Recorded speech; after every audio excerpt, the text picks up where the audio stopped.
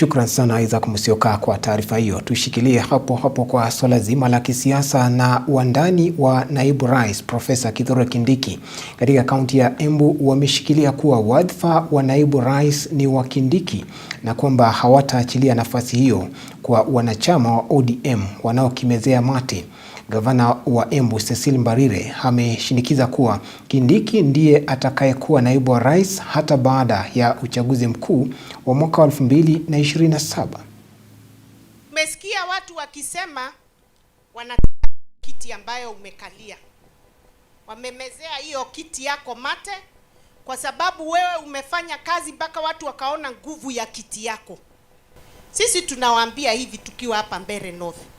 Hii kiti atuachili. Tunataka kuambia mchana diore goropa ligisi Profesa Kithure Kindiki ambaye ni deputy wa Kenya mzima.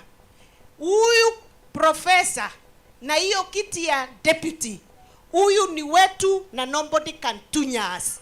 Tuko na historia ya nchi hii yetu ya Kenya. Na Profesa Kithure Kindiki ndiye naibu wa rais kwa sasa, ndiye atakuwa naibu wa rais kuelekea 2027 mpaka 2032, na 2032 tutaungana sisi zote kama Gikuyu, kama Meru, kama Embu kuhakikisha kwamba na Kenya yote ameingia Ikulu akuwe rais wa taifa letu la Kenya. Mimi nataka niwahakikishia kwamba tuko chonjo, we are very focused, na musibabaishwe na mambo ingine wanasiasa wanaongeanga.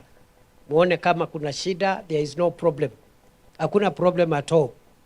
Kwa sababu tunaendelea vizuri na kazi tutafanya vizuri. Brothers and sisters, tupoeshe joto ya siasa kidogo. Kwa sababu siku ya campaign bado haijafika.